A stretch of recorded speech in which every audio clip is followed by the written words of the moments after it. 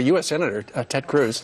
Okay, you're not a sportscaster, but you love sports. Oh, look, it was one heck of a catch. That was beautiful. But I will say, y'all know how to make a Texan feel welcome in New York with starting the conversation being a Cowboys victory. There you go. They did win. Wow. They beat the Giants. That's right. Credit to the Cowboys for that victory, but that catch, I think, is what everybody's talking about today. Of course, at the end of last week, we were all talking about the President of the United States. Thursday night, he goes into the cross hall of the White House, and he makes his announcement that he's going to do something about immigration because you guys in Congress wouldn't do anything. It really was unbelievable. And I'll tell you, it's dangerous. I mean, to see a president, you actually can't sum it up any better than Saturday Night Live did. Did you see the opening skit of Saturday Night Live? I mean, it harkens back classic schoolhouse rock, how a bill becomes a law.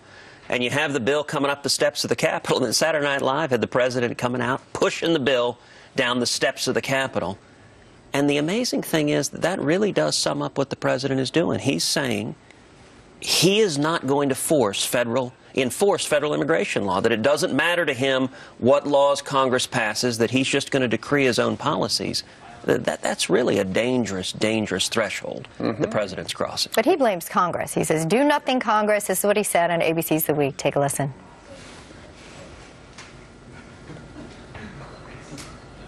You trust us, that's what he said. Anyway, he said... You guys did nothing. He said he bent over backwards. Bent over backwards, would wash Boehner's car, and nothing came across his desk. Therefore, he had to do what he did. He has a very strange view of how our constitutional system works, which is he demands the policy he wants. And if Congress disagrees with him, he says, well, I'm going to enact it anyway.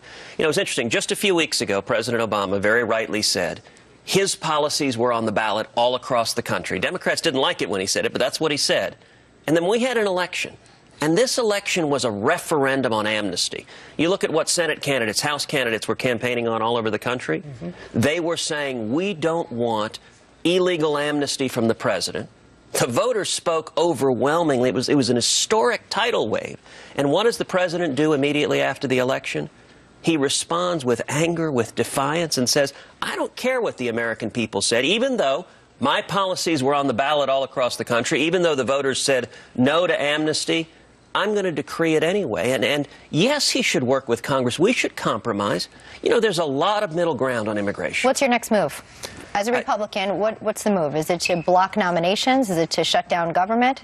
So I have laid out a detailed and systematic plan with 2 steps. Number 1, the incoming majority leader of the U.S. Senate should announce, if the president implements this illegal amnesty, that we are going to halt confirming any executive or any judicial nominees other than vital national security positions until this amnesty is ended. So you'd block Loretta Lynch?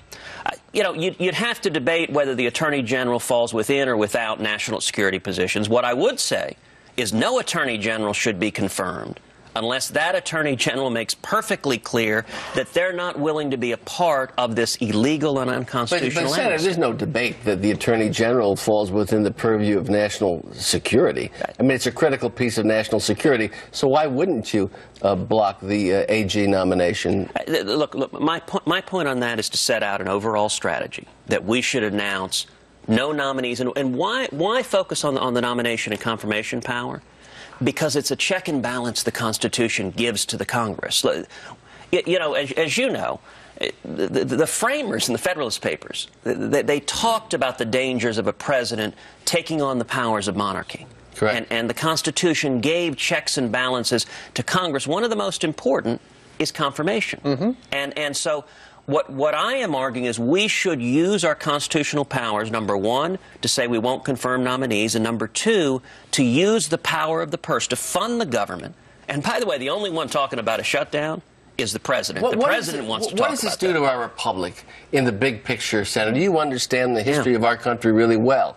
It's not about Republicans and Democrats. What does this do to the presidency and the separation of powers? It is dangerous, and it should scare anybody who's concerned about individual liberty. Look, to all the liberals, and you may have a few liberals watching this show. We have a lot.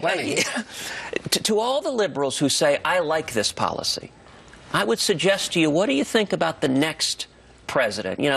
Scripture tells us there came a Pharaoh who knew not Joseph and his children. There'll be another president. And maybe it's a president whose policy views you don't agree with. If the president has the ability to announce, I'm not going to enforce federal immigration laws because I disagree with him. And the president has the same power to say, I'm not going to enforce tax laws or labor laws or environmental laws. That's dangerous. It's why we have a constitution. Sure. One of the things he has said is, you know, as soon as Congress comes up with something, I'll tear it up. Why don't you, and you just said here on the couch, it's a problem and we need to deal with immigration reform. Why don't you guys do something? Well, the way you actually pass immigration reform is you focus where there's bipartisan agreement. There's overwhelming agreement. We got to get serious about securing the borders and solving the problem of illegal immigration.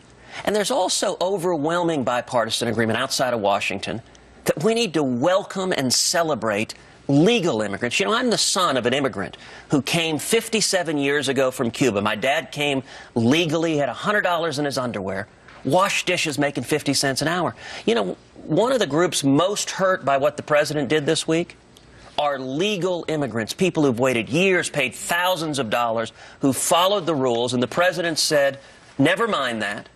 Instead, what we're going to do is we're going to open the doors. This action is going to lead to more illegal immigration, which is going to hurt legal immigrants. It's going to hurt African Americans. It's going to hurt working men and women.